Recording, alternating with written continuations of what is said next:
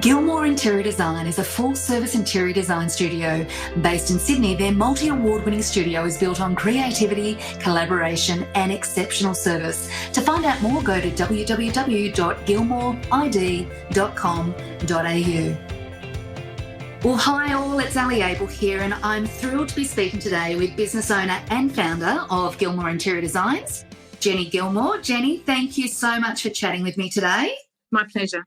Oh, good on you. Look, I was only thinking about it the other day, about the first time that our paths crossed. And I think it was when I was just starting out as a rookie about 12 or 13 years ago, when I started with Anglicare. And at the time, I think Gilmore were doing some design work for Malabar Aged Care. It was going back quite some years ago. Yeah. From that time, I've always been very impressed with your work and certainly what you do within the industry. But look, I wanted to have a bit of a chat to you today and find out a little bit more about, you, your company, and just talk about some of the things that you're seeing as challenges and things that are working really well within the industry at the moment. But first of all, tell me a little bit about the birth of Gilmore Interior Design. How did it all begin for you? I started the company in the early 90s after several years working as an interior designer in large architectural practices. And I'd always had a passion about having my own business and the freedom that could give me and control of my own destiny, I guess. So I'd had a lot of experience across hotel design, hospital design and commercial design, which gave me a good stead to start to find my own projects. And I really landed quite a large residential project, and that allowed me to start up my own company. And really started working from a home office to begin with, and it grew from there. Sort of outgrew the home office and moved into offices in Balmain. Fantastic. I love the location of your offices. Quite often go past on the River Cat. Yeah. And I think I've even bumped into you at the sailing club once or twice over the years. Yeah. There's something about working with a view of the water that is very calming. Without question. Yeah. So was it something that you always wanted to do, since early on in life, wanted to be a designer? I knew I wanted to do something creative. I didn't really know how that would pan out specifically. But as I finished school, I applied to do architecture, and I actually did architecture for a year. And it was whilst doing that, same campus, there was an interior design course. This is in South Australia where I studied. And after the first 12 months, I saw the graduate exhibition for the interior design year, and I looked at it and I thought, this is what I really want to be doing. It's funny, when I finished business college, I thought, I might try a bit of interior design myself. And anyway, I had to do an application to get into the course and failed miserably. So I'm now doing what I'm doing. But look, no doubt, like any business starting from ground, there's some challenges and hurdles in those early days. What would you say some of those hurdles were for you? I think having your own business or starting my own business, I really discovered that early days you have to do everything yourself. I sought advice from other people with regards to management and financial setting up of the business. But starting on a smaller scale and having come from larger firms, I found I was really on the ground having to do everything myself, which was exciting. And I guess the other challenge was finding the right staff, people who were as passionate about what I was doing as I was. And I mean, I can see just how important that is to you, just looking through your website and looking at, your values and various different things like that. Obviously, the right team and the right people around you was, really critical for you.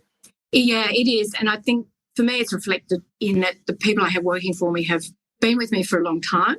Some of them have left and gone and worked somewhere else for a couple of years and come back. So it's a really tight-knit group. Oh, that's fantastic. Well, we're certainly starting to see design changing so rapidly, probably more than ever before. Where do you seek a lot of your ongoing inspiration for the work that you're doing? And how do your team sort of keep up to date with that as well? We're kept up to date by suppliers. I mean, that's one way. I mean, there's so many new materials available and, changing all the time. And suppliers come to us, which is fantastic. And we try and set aside, when we are all working together, set aside a day, a fortnight or a lunchtime or fortnight where suppliers will come into the office and do a presentation. The other way we keep in touch with things is design newsletters online, magazines, that sort of thing. Looking at online at what other architectural practice and design practices are doing in Australia and overseas. Do you find that a lot of the Australian trends tend to come from overseas, like it does with fashion? Some of it does, but I think we're also quite advanced in a lot of areas of design in Australia. We have our own distinct style. That's great. At what point do clients typically engage with your services? And I guess that can be different for, every project. But, looking at the retirement and aged care sector, at what stage do they normally engage with you? Normally it's quite early, and we prefer it to be early on where we can still have involvement in early planning. So important. And have effect on the planning and the interaction of spaces and the three dimensions of the space. If we're brought in at a much later stage, we can't have an effect on the three dimensions. I think it's more looking at designing elements within the space, but we like to be involved early on so we can massage the space, get involved with the other consultants with regards to lighting and have an effect on ceiling heights and ceiling design as well. It does vary from project to project, but really our most successful work, I think, has been when we have been brought on at a very early stage. So basically in conjunction with the architects and the project team at the very, very infant stages. Yes, that's right. And I think it's successful for a project too when the architecture, there's not a cut-off between the architectural design at the front door and the interior design, that there's a flow that merges between the two. Actually, I know you've recently done, obviously, the terraces at Paddington. You were involved very early on with that project, weren't you? Yeah, that's right. And that's very much an example of where the exterior elements and materials flow into the breezeways and into the main foyer space. Yeah, it's absolutely stunning, that design and village, so well done. Look, one of the things I absolutely love in learning more about you and your team is your business values of excellence, creativity, collaboration, purpose and passion. They were things that really resonated with me. Tell me a little bit about, what each of those mean to you. And, was it you that came up with that or was it a team effort? That was a really interesting process. We had worked with a marketing consultant who did a series of interviews with us all, separately and together. And these were the things that resonated as a group with us all, and she picked those out. And so, it's an expression of us as a team. We look at those elements in everything we do. And that also led to the tagline that we use in the business, which is enriching, enhancing, enduring. Oh, I love it. And we try and look at those elements and how we can apply those elements in everything we do. Have you ever had to, in a team meeting, basically really come back to those core values and sort of like pull yourselves up and sort of say, look, does this really sit well with those values? Yeah, and we even have discussion around promote that ourselves to say, okay, well, we're doing, for example, particular finish here or design. What's enriching to the people who inhabit that space in that design? What's enhancing and is it enduring? That's fantastic. I love it. Well, there's such wonderful values to live by and certainly build a business around. Look, aged care and retirement living is no doubt a very big part of what you do. How did you start in the sector? And do you remember your first job? Oh, yes. I remember my first job. My first job was for RSL Life Care at Narrabeen, and it was a refurbishment project. And then that led on to doing Peter Cosgrove House for them, and then several other projects at that site and up and down New South Wales coast. Getting that work actually came from having the experience across hotel design, healthcare design, as well as commercial, and merging those two elements, which sort of brought the level of interior design detail, but with the healthcare experience had the knowledge about durability of materials and specific requirements for those healthcare areas. Because you're right, I mean, just so different to residential when you're planning for longevity and everyday use, isn't it? Yeah, that's right. And shortly after that project, I did the interiors for Samosas Montefiore in Randwick. Yes. Home for them, which really, at that time, is now 16 years old, 16 years old, really set a benchmark in, a luxurious aged care facility. I haven't seen that one as of yet, but no doubt beautiful. Just out of curiosity, how long would you say the longevity of interior design lasts in a facility such as that? Well, that one is, as I said, it's 15, 16 years old, and they've had to replace some of the carpets. But apart from that, it's quite a classic design in detail. So the public spaces still stand up well today and are well recognised. Not ageing, which is great. Yeah. Not too fashionable so that it becomes tired in a couple of years. But certainly material choice, most of the public areas, they maintain the building beautifully and it's still looking great today. Good to hear. Well, look, there's absolutely no question that you are really highly regarded within the industry, which I think is fantastic. But what do you believe sets Gilmore Interior Design apart in what you offer? I think that we're flexible in our approach. We listen to our clients. We're good at creating a brief because it's surprising how a lot of people don't really understand what they're looking for. And that's been the case, even from large companies who've been through this process a number of times, but not with us. It's really interesting to get to the depth of what their vision is for the project. And I think we set ourselves apart because we know what questions to ask to formulate a good brief and to represent that back to the client in a visual way that gives them a synopsis of what they're going to get. Who are the stakeholders that typically, I guess, make those decisions with you? Because I know, from the sales front, quite often there's conflicting, you've got your project team, you've got your senior management team, you've got sales, you've got marketing, and everyone's got their own idea. So what happens in a design element? It'll be the CEO, it'll be development manager. Okay. And I think importantly, it's usually one of the care managers and also maintenance manager. Which is so important, again, because obviously they're living the day-to-day life of repairs and durability. And I think quite often you see that your maintenance staff do tend to get left out of some of these critical conversations. So that's just so good to hear. Yeah, it's really important that at early stages all of the stakeholders are involved in that brief. It saves a lot of time and going backwards and forwards, and ultimately it saves money. Which is important to all operators. Absolutely. Well, look, what have you seen as some of the most significant emerging trends and changes in the design when it comes to aged care and retirement living?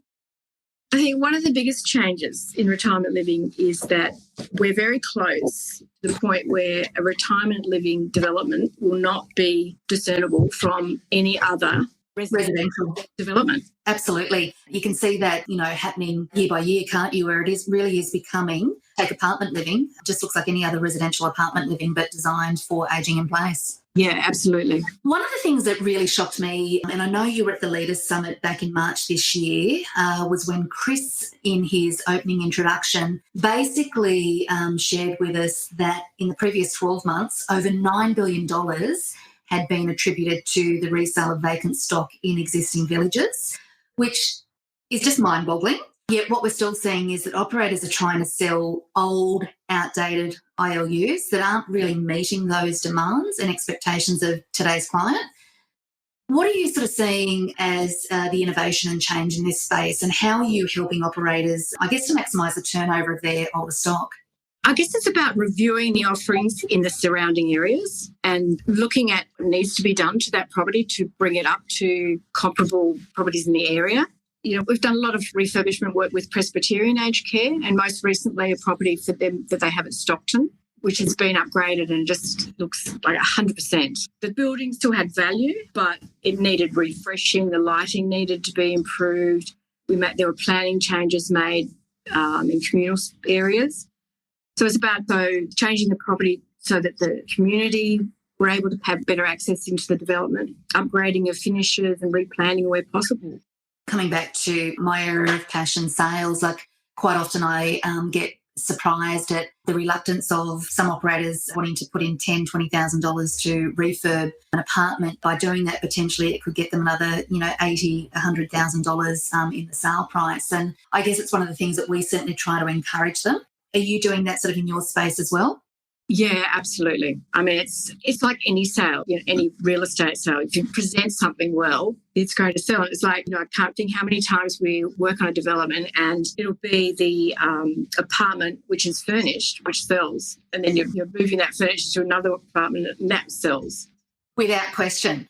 And I think, when we look at it from an operator's point of view, it's the downtime. It's how long that empty stock is sitting there and, what that is also costing them financially as well. And, we've just done that recently on one of our projects where we've just constantly moved the display furniture, and almost, I would say, within 2 or 3 days of moving it, the apartment's, sold. So I couldn't agree with you more on that, Jenny. But look, as a designer, what do you believe is the difference between a good aged care retirement living space and a great space? I know you've got some pretty strong views on this and really keen to hear them.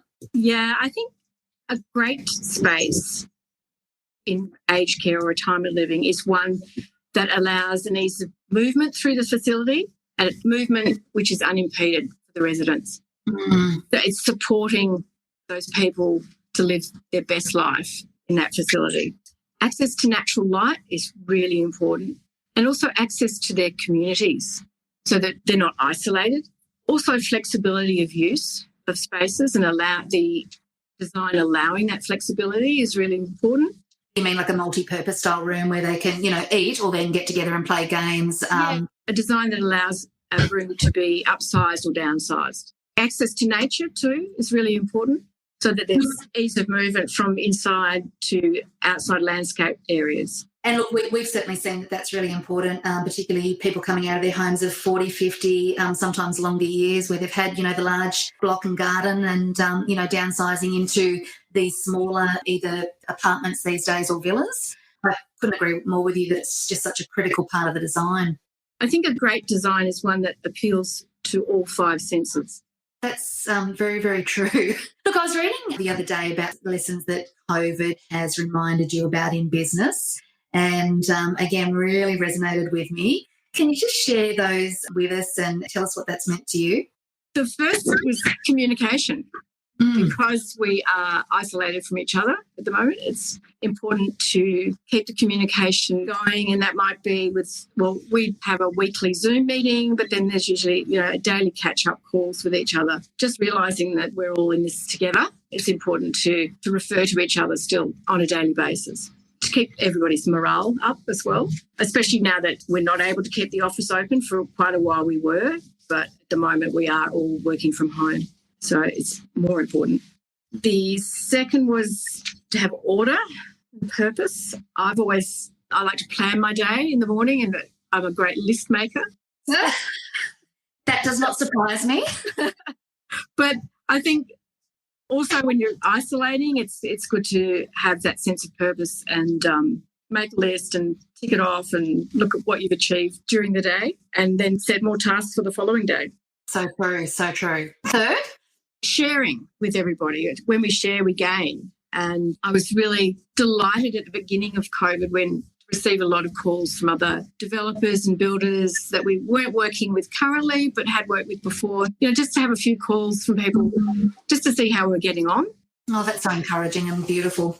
Yeah, it's been important to keep in touch with other people in business, just to have conversations with people to see how they're getting on and let people know we're here, we're available when they need us. I think it's the one thing that COVID has definitely reminded that, we do need to be there for one another. We need to, encourage each other and lift each other up and be a little bit more understanding.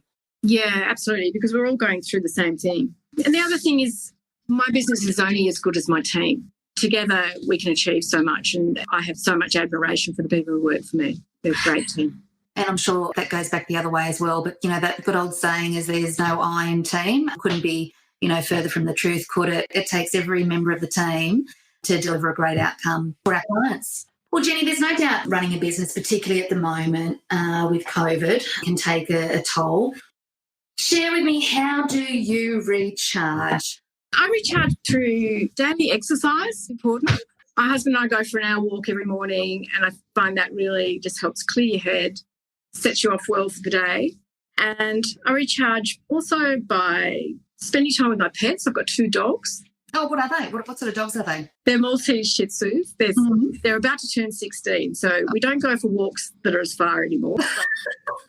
There's always that great affection from animals, and I love to just chill out, spending time with them. And also getting into nature. My husband and I enjoy gardening, and I find that really relaxing. I love plants, so that's a good recharge. I can see some beautiful flowers in the background there, so you're obviously a flower lover. 25 years on, what advice would you give your younger self if you were starting all over again? I think I'd just say go for it. Don't hold back, just go for it. Look, that's how I feel. We're not going to be ever perfect in anything, but it's about giving it a go and taking the opportunity with both hands and running with it and, along the way we will get criticised, along the way we'll get obstacles, but, you've still got to give it a go and, do the best that you can. Yeah, what's the worst thing that can happen? Exactly right. But if you don't try, a lot worse could happen. One of my favourite questions to ask is, who would you say has been your biggest supporter or fan club? I'd say my family has been a great source of strength over the years, and my husband. And I have a great business coach who I've worked with for over 15 years, and also clients, return clients. There's something about that when you get the repeat business and that ongoing relationship and, mutual respect with them, isn't it? Where are your family living? Are your family all in sort of Sydney, ACT or? They're Sydney, ACT and Adelaide. Okay. So you haven't been able to see the Adelaide family for a little while? Not for a while. We were able to do a trip earlier in the year, which had been deferred from last year, with my sister and her husband who live in Adelaide. And that was fabulous. We spent a week with them in country Victoria. Oh, beautiful. You got any big trips planned for when this is all over, whenever that might be? My passion is travelling overseas. What is your favourite place? I have to say, I love Asia. So I love Bali, Singapore, and apart from that, it would be Paris would be my favourite city. Lovely. Love Paris. Beautiful. I had a cruise booked, beautiful cruise with Ponant, which I had to cancel. So going to have to try and rebook that in the next couple of months. Any words of advice that you can give any budding designers potentially wanting to get into the industry? I think maintain a sense of curiosity and willingness to learn.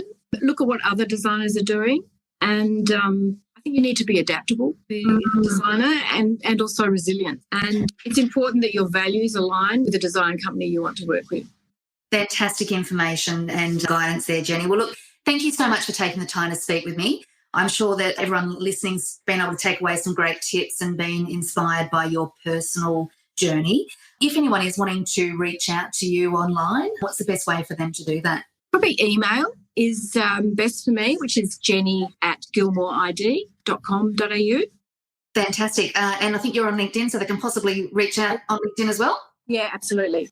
Wonderful. Well, look, you and your team, stay safe, stay strong, and we'll certainly look forward to seeing you face-to-face, hopefully in the coming months. But thanks again for having the chat. Oh, thanks so much, Ali, for the opportunity. You're welcome. Gilmore Interior Design is a full-service interior design studio. Based in Sydney, their multi-award-winning studio is built on creativity, collaboration and exceptional service. To find out more, go to www.gilmoreid.com.au.